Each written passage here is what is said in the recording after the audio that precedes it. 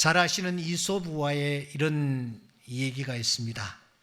바람과 태양 얘기입니다. 바람과 태양이 어느 날 서로 누가 더 힘이 세냐 이 문제를 가지고 언쟁을 했습니다.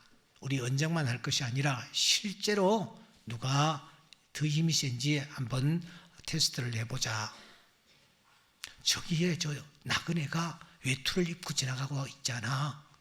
저 외투를 누가 먼저 빨리 벗기느냐, 이것으로 누가 센지를 결정짓자. 좋다, 내가 먼저 하지. 바람이 났었습니다. 이 바람이 아주 강한 바람을 이 나그네에게 불어 넣었습니다. 그러자 갑자기 바람이 불어오자 이 사람은 자기가 입은 외투가 혹시 벗겨지려나 해서 옷을 더 감싸지는 것 아닙니까? 그래서 이 바람이 이번에는 아주 찬바람을 쏟아부었습니다. 그러자 이 사람은 더 몸을 움츠리면서 외투를 이렇게 꽉 쥐어잡는 것입니다. 실패했습니다. 이번엔 태양이 나섰습니다. 태양은 따뜻한 햇빛을 그 나그네에게 비추기 시작했습니다. 그러자 이 사람이 길을 좀 가다가 너무 더워져 가지고 자기도 누가 말하지도 않았는데 외투를 턱 벗어서는 어깨에 턱 걸치고 걸어가는 것 아닙니까? 태양이 이겼던 것입니다. 자신만만했던 이 바람은 얼굴이 빨개져서 도망을 갔습니다. 그런데 이 얘기에 이어 퓨전 이솝우화가 있습니다. 그 얘기는 이렇게 이어집니다. 어린 왕자와 바람이라는 제목입니다. 태양과의 내기에서 여지없이 실패한 이 바람이 그러마 날살더라 하고서는 얼굴이 빨개져서 도망을 가고 있습니다. 이때 어린 왕자가 나타났습니다. 그리고서는 무슨 일이니 하고 묻는 것 아닙니까? 그때 이 바람이 시무룩한 표정으로 대답을 합니다. 태양과 이런 내기를 했는데 내가 보기 좋게 내가 패배를 했어. 나는 이길 수 있다고 생각했는데 나는 아무짝에도 쓸모없는 그런 존재야. 그 말을 들은 어린 왕자가 바람에게 얘기합니다. 조금 전에 내가 그 나그네를 보고 왔는데 그 나그네가 지금 엄청 더워하면서 땀을 뻘뻘 흘리고 걸어가고 있더군. 야, 바람, 내가 태양보다 더 잘할 수 있는 일이 따로 있을 것 같아. 그 말에 이 바람은 무언가를 깨달은 듯이 한방 미소를 짓고서는 다시 왔던 길을 되돌아가는 것입니다. 그리고서는 지금 땀을 뻘뻘 흘리는 나그네에게 시원한 바람을 불어 넣어 주었다라는 것이 아닙니까?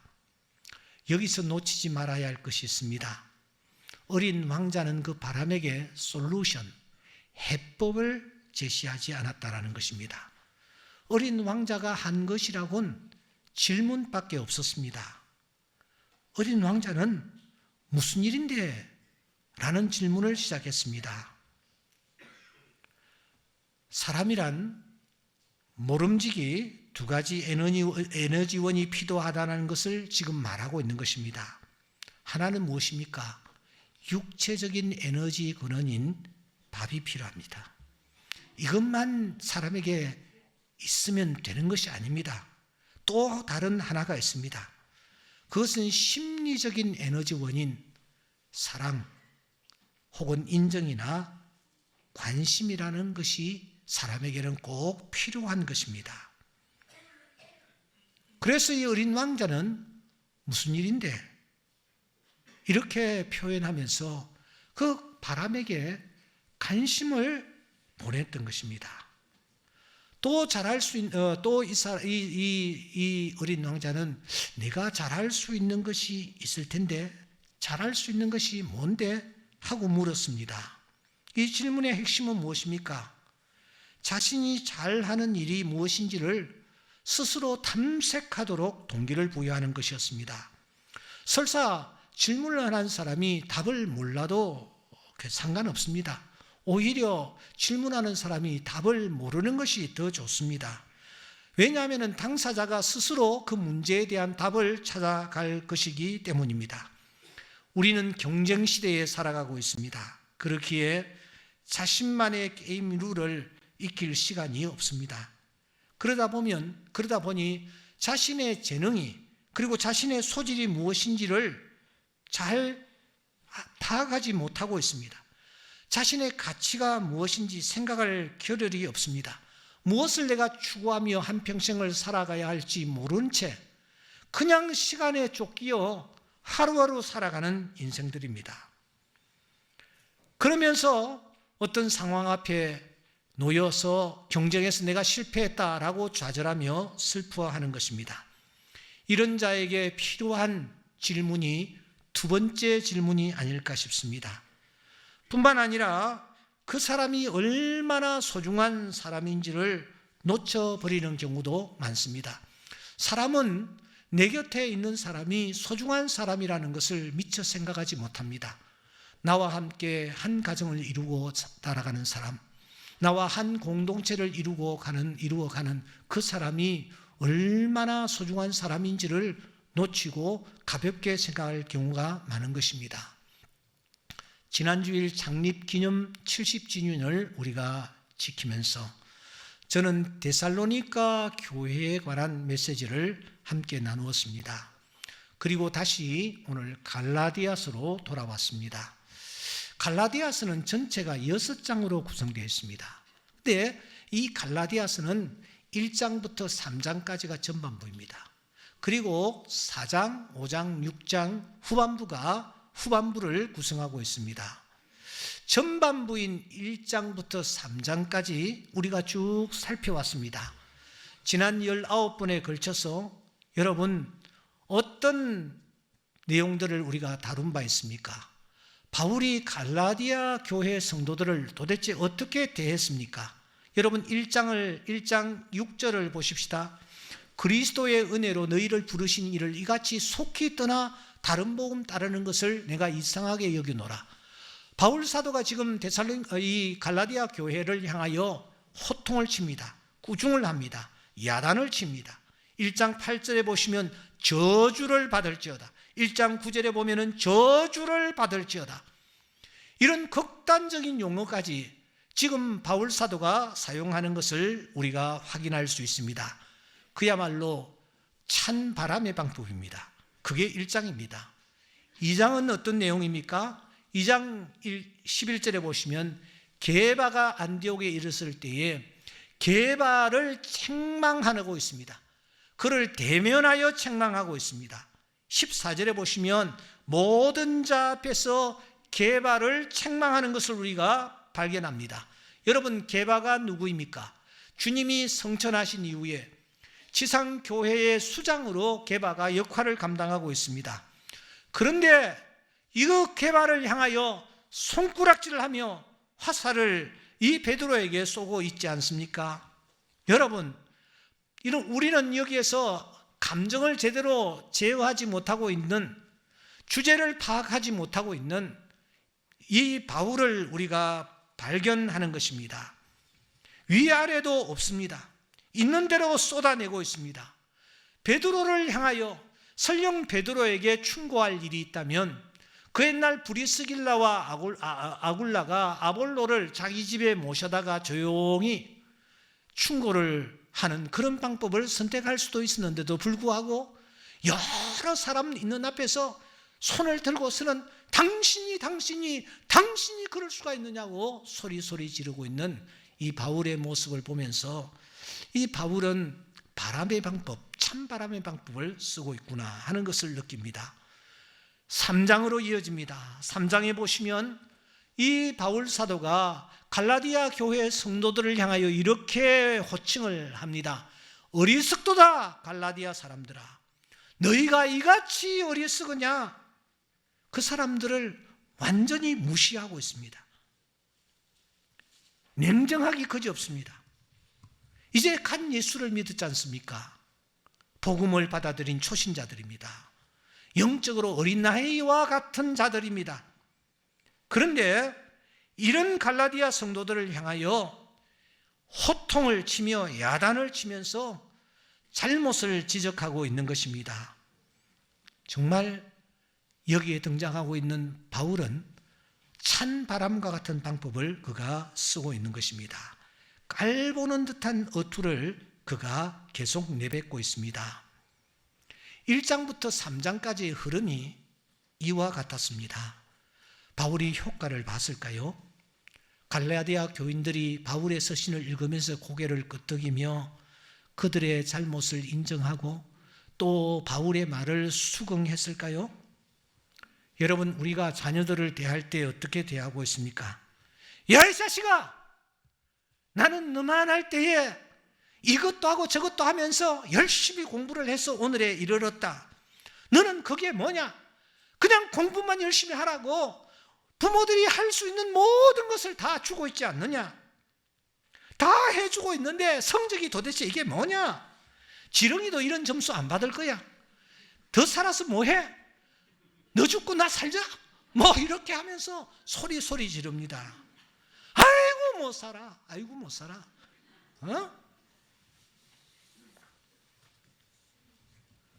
여러분, 부모의 이러한 호통 소리에 자녀들이 처음에는 겁을 냅니다.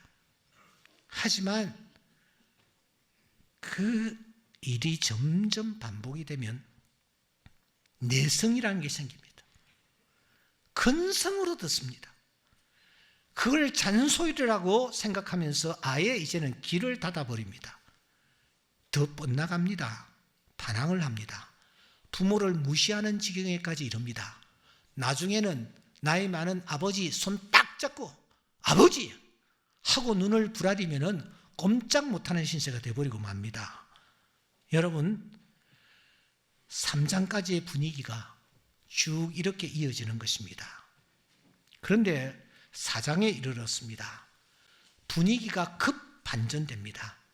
그야말로 코페르니쿠스의 대전환에 버금가는 변화가 여기에 등장합니다. 바울이 지금까지의 방법을 바꾸는 것입니다. 지금까지의 방법이 바람의 방법이었다면 이제는 태양의 방법으로 그가 방법을 바꾸는 것입니다. 그가 먼저 호칭을 어떻게 부르는지 보십시오. 4장 12절에 보시면 형제들아 그렇게 말합니다. 어리석도다, 어리석은 자들아 이렇게 외쳤던 바울이 형제들아 이렇게 부릅니다. 아델포스라는 이 단어는 여러분 어머니의 자궁에서 어원을 두고 있다는 사실을 압니까? 어머니의 자궁, 가장 따뜻하고 안전한 곳입니다. 어머니의 자궁, 그 어떤 염려나 걱정이 없는 곳입니다. 어머니의 자궁, 내 형제가 그 안에서 머물렀고 내가 지금 머물고 있는 곳입니다. 내 동생들이 머물 바로 그곳이 내 어머니의 자궁입니다. 세상에서 가장 편안한 안식처입니다. 이 형제들아라는 이 단어는 그래서 어리석도다라는 이 단어의 정반대인 것입니다. 바울은 갈라디아 성도들을 향하여 어리석도다 했다가 이제는 형제들아 이렇게 하는 것입니다. 태양의 방법으로 접근하는 것입니다. 형제들아, 우리 12절부터 15절까지 한번 읽어보도록 하겠습니다. 시작. 형제들아, 내가 너희와 같이 되었은즉 너희도 나와 같이 되기를 구하노라. 너희가 내게 해롭게 하지 아니하였느니라. 너희를 시험하는 것이 내 육체에 있을 때 이것을 너희가 업신여기지도 아니하며 버리지도 아니하고 오직 나를 하나님의 천사와 같이 또는 그리스도의 예수와 같이 영접하였도다. 너희의 복이 지금 어디 있느냐?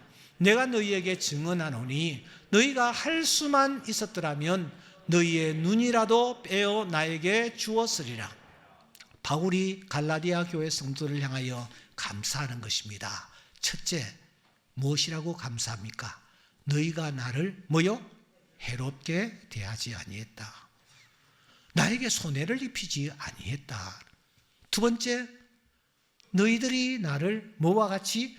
천사와 같이, 더 나아가 그리스도와 같이 영접해 주었다. 보통 사람으로 영접하는 것이 아니라 천사와 같이, 그리스도와 같이, 심지어 그리스도와 같이 나를 대해 주었다.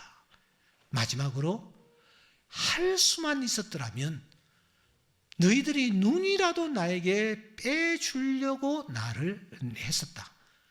여러분, 이 눈이라는 것은 우리의 지체 가운데서 가장 귀한 지체로 지칭되고 있습니다. 눈이라도 나에게 빼주려는 그런 마음가짐이었다. 1장부터 3장까지의 태도와는 완전히 다르지 않습니까? 너희들이 나를 해롭게 해 한 적이 없습니다. 여러분들이 나를 천사와 같이, 하늘의 천사와 같이, 그리스도 예수와 같이 나를 영접했습니다. 여러분들이 가지고 있는 것을 나에게 다 주었습니다. 할 수만 있으면 눈이라도 빼주려고 여러분들이 나에게 그런 마음으로 나를 대했습니다.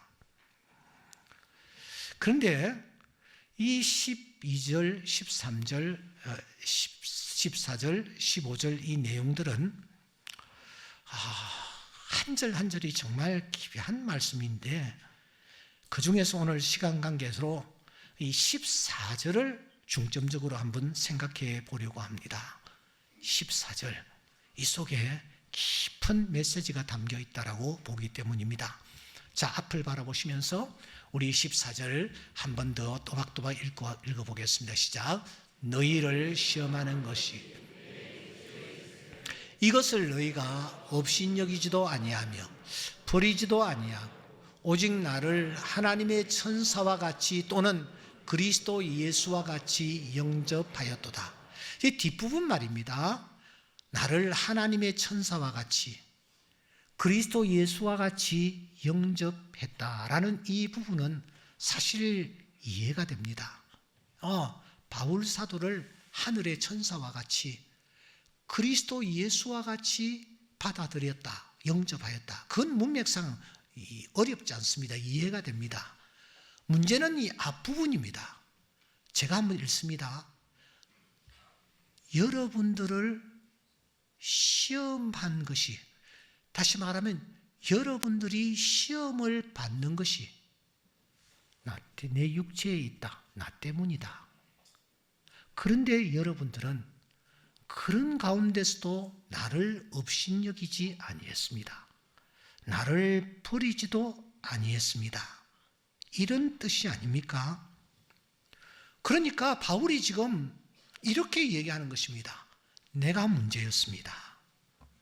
내가 시험 걱정거리였습니다. 나 때문에 여러분들이 시험을 받았습니다. 이렇게 지금 얘기하고 있는 것은 거의 충격적이기까지 합니다. 바울은 지금까지 이런 얘기 한 번도 한 적이 없습니다. 그런데 이 4장에 와서 내가 문제였습니다. 내가 시험거리였습니다.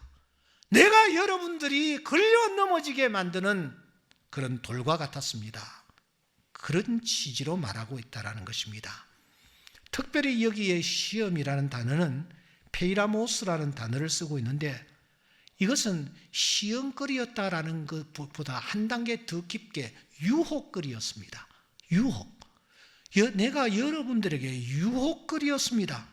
이렇게 지금 바울이 말하고 있는 것입니다. 나 때문에 여러분들이 유혹을 받았습니다. 예수님이 마태복음 4장 1절에 보시면은 마귀에게 시험을 받아, 유혹을 받아, 광야로 가서 예수님이 큰 시험을 받으셨듯이 바울 사도가 지금 말합니다. 여러분들이 나 때문에 유혹을 받았습니다. 내가 원인을 제공한 장본인입니다. 바울이 지금 이런 얘기를 하는 것입니다. 지금까지 바울은 갈라디아 교회 성도들 향해서 너 하며 손가락질을 했습니다. 지적을 했습니다. 그런데 그 바울이 동일한 그 대상을 향하여 지금은 나 때문이요. 여러분 때문이 아니고 나 때문이요. 이렇게 지금 말하고 있는 것입니다. 그러니까 오늘 우리가 이 14절에 있는 내용을 한번 깊이 묵상하면서 도대체 바울이 어떤 일이 있었기에 이렇게 생각이 바뀌었는가, 말이 바뀌었는가, 행동이 바뀌었는가 하는 것을 우리가 생각해 보아야만 합니다. 여러분 13절을 한번 보시기 바랍니다. 13절에 보시면 바울에게는 육체의 약함이 있었다라는 것을 알 수가 있습니다. 그것을 고린도후서 12장 7절에서는 육체의 가시라고 표현을 하고 있습니다. 바울에게 가시가 있었습니다. 찌르는 가시 말입니다. 고통스러운 가시 말입니다. 너무 바울을 힘들게 했습니다. 그 가시가 도대체 무엇이었을까? 15절에 보십시오. 15절에 보시면 눈이라도 빼어 나에게 주었으리라 라는 말씀이 있습니다. 그래서 혹자는 바울을 그렇게 고통스럽게 만들었던 육체의 가시는 안질이었을 것이다. 안질로 그가 심히 고생을 했을 것이다. 이렇게 추정을 합니다.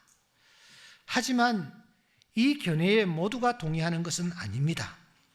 그렇다면 바울을 그렇게 힘들게 했던 가시, 그 육체의 가시가 도대체 무엇이었을까? 혹시 뇌전증은 아니었을까? 뇌전증. 흔히 우리는 간질이라고 부릅니다. 이 뇌전증은 갑자기 증세가 나타납니다. 장소, 사람을 가리지를 않습니다. 오늘 혹시 이 자리에 참석한 분들 가운데서 혹은 여러분들이 아는 사람들 가운데서 뇌전증으로 힘들어하시는 분들 계십니까? 그래도 지금은 말이죠. 그 약을 가지고 근원적인 치료는 하지 못하지만 정상 치료는 얼마든지 가능하기 때문에 정상적인 생활을 할 수가 있습니다. 그러나 이전에는 그렇지 않았습니다. 저는 저 충정로에 교회가 있을 때에 충정로 그 교회 맞은편에 종건당이라는 빌딩이 있었습니다. 그 빌딩 1층인가 거기에 은행이 있었어요. 그 은행에 한번 갔었는데 거기에 한 처녀가 은행에 일 보러 왔다가 갑자기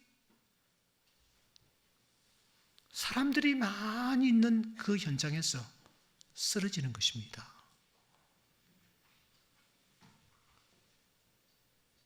그리고 보기 안타까운 모습으로 변하는 거예요. 입에 쓰는 흰 거품을 물고 말입니다. 세월이 꽤 흘렀지만 저는 그때 그 장면이 지금도 생생하게 제 뇌리에 남아 있습니다. 너무 충격적인 모습이었기 때문입니다.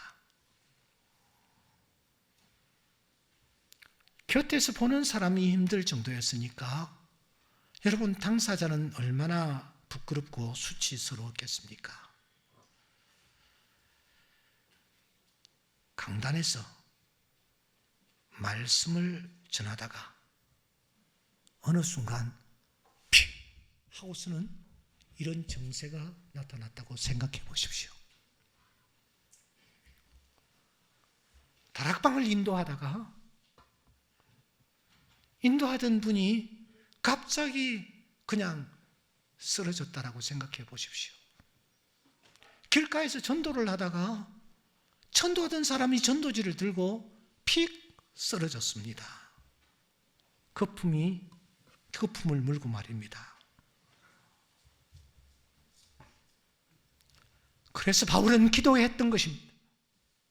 하나님, 이 병 좀 고쳐주십시오. 제가 주의 영광 위에 살겠습니다. 다른 질병은 어떤 병이라도 좋습니다. 하나님, 이 병만은 한번 고쳐주십시오. 그래서 이 바울은 자신 안에 있는 이 육체의 가시를 놓고 하나님 앞에 간절히 기도했던 것입니다. 성경은 그가 무려 3번 기도했다라고 표현합니다. 그런데 그 간절한 기도 앞에서 나타난 하나님의 응답은 무엇이었습니까? 내 은혜가 너에게 족하다. 내 능력이 약한 데서 온전하여 짐이라. 하나님의 응답은 이것이었습니다. 그런데 그때부터 이 바울은 더 이상 하나님, 내 안에 있는 이 육체의 가시 제거해 주십시오라고 기도하지 않습니다. 질병을 안고 살아가는 것입니다. 그 질병을 안고 갈라디아로 갔을 것입니다. 그리고 복음을 전했을 것입니다. 그때 분명히 이 정세가 바울에게 나타났을 것입니다. 말씀을 전하고 있는데, 복음을 전하고 있는데 그 정세가 그 갈라디아에 있는 사람들 앞에서 나타난 것입니다. 그 모습을 사람들이 보았습니다. 할례당들도 똑똑히 그 모습을 목격했을 것입니다. 율법을 꿰뚫어 알고 있던 할례당들은 신명기 28장을 그때 떠올렸습니다.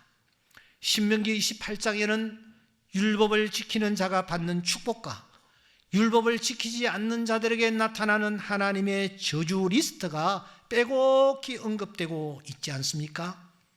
그런데 이 축복의 리스트는 1절부터 14절까지 아주 짧습니다. 하지만 저주의 목록은 15절부터 무려 68절까지 길게 그 저주의 목록이 기록되어 있습니다. 핵심은 이것입니다. 그가 하는 모든 일에 열매가 없다. 열매가 없다. 고칠 수 없는 질병, 각종 질병에 걸린다. 마지막으로는 땅을 빼앗기고 떠돌아다니는 신세가 된다. 이렇게 3가지로 요약할 수가 있습니다. 그 중에서 신명기서 28장 27절 이하에는 이런 말씀이 있습니다. 애굽의 종기와 치질과 괴혈병과 피부병으로 너를 치실 것이다. 너는 치유받지 못할 것이다. 28절, 또 너를 미치는 것과 눈머는 것과 정신병으로 치실 것이다. 이 말씀 앞에서 할례당들은 쾌재를 불렀습니다. 왜냐고요? 바울을 공격할 수 있는 근거를 그들은 찾았기 때문입니다. 이 신명기서 28장의 말씀이 바울을 넘어뜨릴 수 있는 그런 좋은 자료라고 보았다는 것입니다. 그들은 갈라디아 교인들을 향하여 이런 논리를 펴기 시작했습니다. 야, 여기 봐라, 여기 봐라, 여기 봐라. 바울이라는 자는 율법을 지키지 않고 율법에 대해서 불경스러운 말을 할 뿐만 아니라 특히 나무에 달려 죽은 자는 하나님께 저주를 받은 자라고 했는데 나무에 달려 죽은 예수를 그리스도라고 주장하였으므로 하나님이 이런 바울을 저주하신 거야.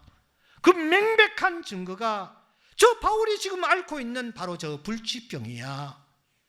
그런데 어찌 저주를 받은 자가 전하는, 불치병을 안고 있는 자가 전하는 그 말씀을 하나님의 말씀이요 하나님의 뜻이라고 받아들일 수가 있단 말인가? 갈라디아 교인들이 이 할례당들의 말을 듣고 보니 정말 그럴듯한 거 아닙니까? 흔들리는 것입니다. 이제 간 예수를 믿은 초신자들이, 그런데 이들 앞에 바울의 가르침이 있습니다. 할례당들의 주장이 있습니다. 이 두 사이에서 선택을 해야만 하는 그런 기로에 섰습니다.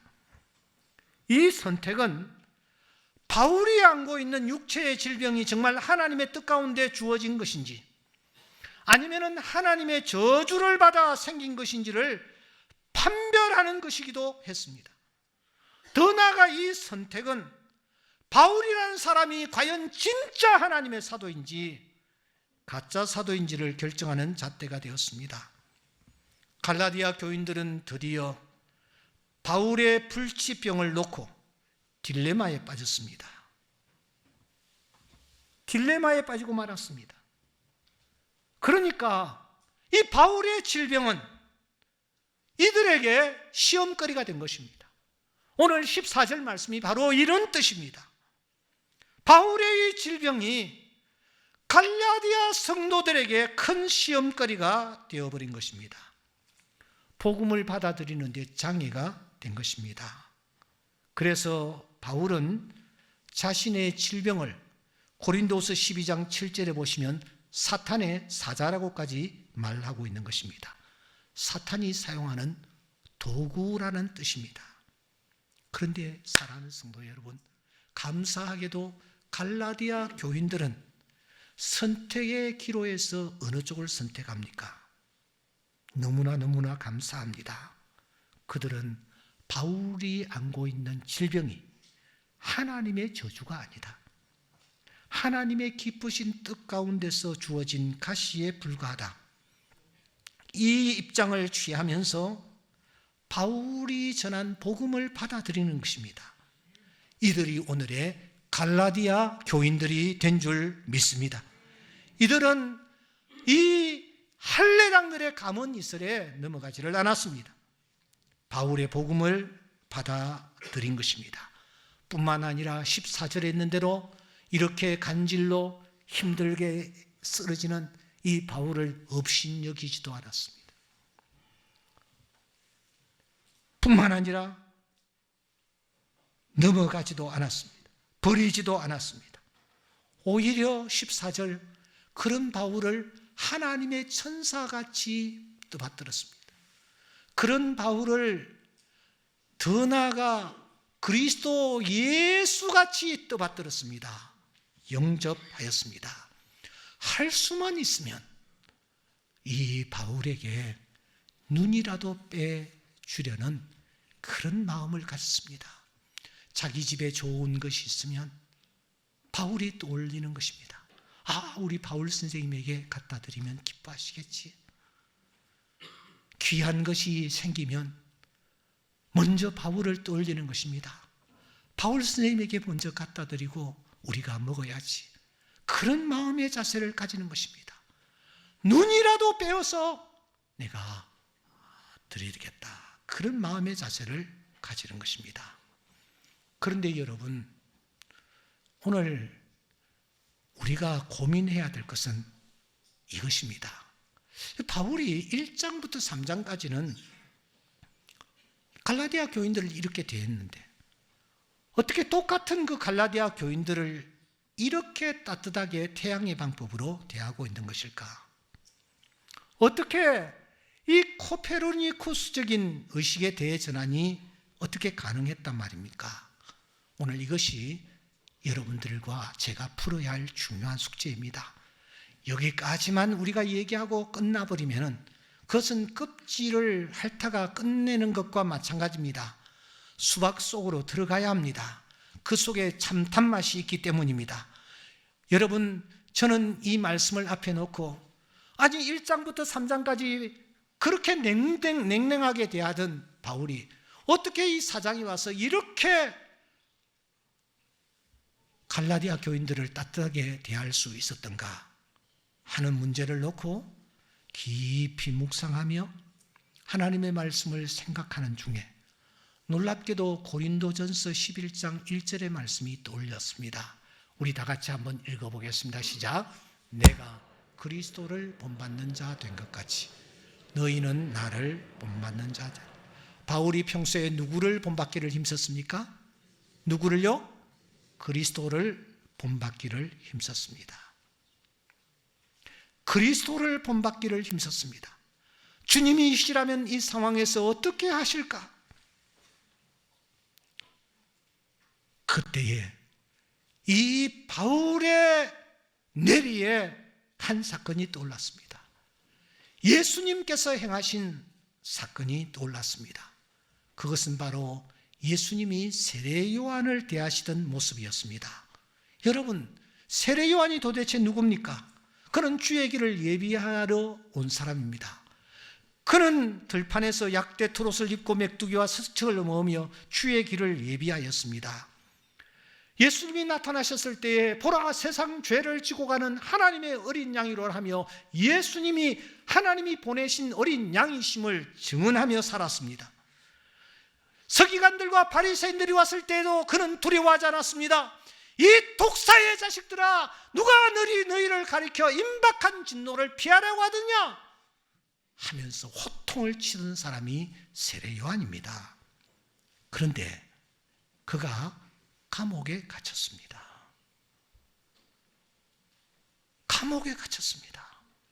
감옥에 갇힌 그가 사람들을 예수님께 보내어서 이렇게 묻습니다. 11장 2절, 요한이 감옥에서 그리스도께서 하신 일을 듣고 제자들을 보냈다. 3절, 예수께 묻기를 오실 그이가 당신입니까? 아니면 우리가 다른 일을 기다리오리까? 이 무슨 말입니까? 예수님에 대해서 의심하고 있는 것입니다. 흔들리는 것입니다. 예수님이 하나님의 아들이요 우리의 구원자라는 분명한 사실을 그가 흔들림을 가지고 있는 것입니다. 한마디로 믿음이 흔들리는 것입니다. 여러분, 이런 얘기를 예수님께서 듣습니다. 예수님이 어떻게 반응을 보이셨습니까? 어떻게 세례 요한이, 다른 사람도 아닌 세례 요한이 이런 말을 할 수 있단 말인가? 이렇게 믿음이 없단 말인가? 이렇게 호통을 칠 수 있는 그런 분위기였습니다. 그런데 여러분, 예수님께서 그 상황에서 어떻게 말씀하십니까? 다 같이 한번 읽겠습니다. 시작. 내가 진실로 너희에게 말하노니 여자가 낳은 자 중에 세례 요한보다 큰 이가 일어남이 없도다. 무슨 말입니까? 예수님에 대해서 흔들리고 믿음에 대해서 흔들리는 이 세례 요한을 향하여 주님이 하실 수 있는 가장 큰 격려를 지금 보내는 것입니다. 왜냐고요? 세례 요한에게 지금 필요한 것은 호통이 아니라 격려라는 사실을 알았기 때문에 주님은 그 세례 요한, 자기를 의심하고 있는 세례 요한에게 여자가 낳은 자 중에 세례 요한보다 큰 이가 없다. 모든 지상의 사람들 가운데서 세례 요한보다 더 큰 이가 없다라는 이 최고의 격려를 여러분 세례 요한에게 보내는 것입니다. 예수님은 세례 요한이 없는 자리에서 뒷담화하지 않았습니다. 찬양대 보세요. 여러분 뒷담화하지 마시기 바랍니다. 절대로 뒷담화하지 마시기 바랍니다. 뒤에서 남을 놓고 씹고 흉보고 짚밟고, 여러분 그것은 하나님을 믿는 하나님의 자녀들이 해야 할 자세가 절대로 아닙니다. 예수님은 세례 요한이 감옥에 갇혀서 그렇게 믿음 약한 얘기를 할 때에도 뒷담하지 않습니다. 예수님은 세례 요한을 최고의 사람이라고 극찬하고 있는 것입니다. 사랑하는 여러분, 말세를 우리가 살아가고 있습니다. 우리가 해야 할 일이 무엇입니까? 히브리서 10장 24절은 이렇게 말합니다. 서로 돌아보아 사랑과 선행을 어떻게 하며? 격려하며. 어떻게 하며? 격려하며. 어떻게 하며? 격려하며. 격려해라. 그렇게 말하고 있습니다. 그런데 남을 칭찬하고 격려하는 일에 너무 인색한 사람들이 있습니다. 남을 놓고 비방하고 흠집내고 지적하고 꾸짖고 야단치는 사람들, 이것이 습관화되어 있는 그런 사람들이 있습니다. 찬바람이 쌩쌩합니다. 이런 사람 곁에는 가까이 가기가 싫습니다. 말을 섞고 싶지가 않습니다. 교회 안에도 이런 사람들이 있습니다. 그런데 그 반대의 경우가 더 많다라는 사실을 아십니까? 지지난주에 저는 영락교회 박조준 목사님 그리고 장경동 목사님 설교에 대해서 제가 얘기를 한 적이 있습니다. 한 분은 너무너무 쉽게 하면서도 은혜롭게 하시더라. 한 분은 그냥 농담 비슷하게 얘기하는데도 불구하고 당신이 전해야 할 핵심적인 메시지를 전하더라. 너무너무 부러워서 나도 저런 분들처럼 설교를 하면 얼마나 좋을까 이렇게 생각한 적이 참 많이 있었다라는 것을 말씀을 드렸습니다. 저도 사실 좀 해보려고 노력하는데 여러분 그게 잘 안 돼요. 이상하게 안 돼. 여기 서기만 하면은 그냥 긴장입니다. 여기 계시는 분들이 다 저와 함께 20년, 30년 함께 이렇게 신앙생활을 해오는 분들인데 강대상에 서기만 하면은 낯선 얼굴처럼 보이고 이 자리가 처음 강대상에 서는 것처럼 저에게는 아주 긴장이 되는 자리입니다. 그래서 실수도 참 많이 하고 그러니까 여러분들이 좀 이해를 해 주십시오. 그렇게 제가 말씀을 드렸습니다. 진심이었습니다. 그런데 예배를 마치고 난 뒤에 몇 분들이 다가왔습니다. 그리고 한마디씩 하며 지나갔습니다. 그 중에 한 분이 다가왔습니다. 나이가 지긋한 분이십니다. 악수를 이렇게 청하시면서 목사님, 저는 전국에 내노라 하는 목사님들의 설교를 듣고 있습니다. 금식 기도원도 자주 찾아 부흥사들의 설교도 제가 듣습니다. 시간이 나면은 저는 CTS 방송 설교를 계속 틀어놓고 듣습니다. 그런데 우리 목사님처럼 엑기스만 뽑아서 저 또 뒷담화 할 것 같네 내가.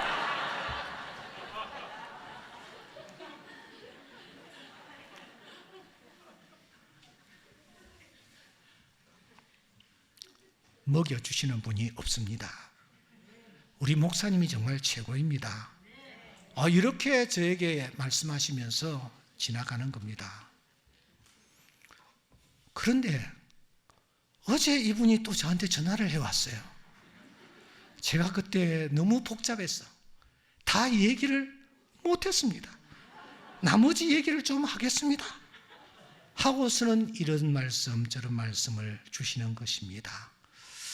제가 그 말씀 앞에서 격려 앞에서 얼마나 위로가 되며 격려가 되었는지 모릅니다. 사랑하는 성도 여러분, 나는 남은 생에 어떤 사람으로 살 것인가? 나는 다른 사람에게 어떤 사람으로 기억될 것인가? 최근에 세상을 떠난 김동길 박사는 정말 멋있게 그리고 유머러스하게 살다가 하나님 앞에 섰다고 저는 생각합니다. 우리가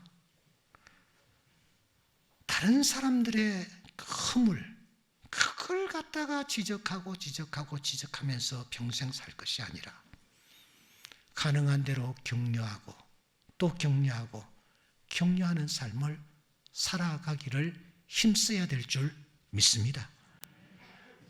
바울의 전반부 내용이 아니라 후반부의 바울처럼 살아가기로 다짐하는 우리 모두가 될 수 있기를 주의 이름으로 축원합니다. 그런 면에서 여러분 14절 말씀을 한번 가슴에 새김질하고 돌아가는 은혜가 있기를 바랍니다. 다 같이 시작. 너희를 시험하는 것이 내 육체에 있을 때 이것을 너희가 업신여기지도 아니하며 버리지도 아니하고 오직 나를 하나님의 천사와 같이 또는 그리스도 예수와 같이 영접하였도다. 아멘.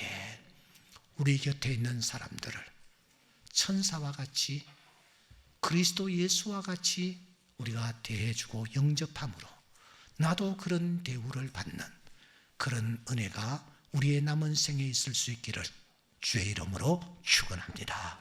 기도하십시다.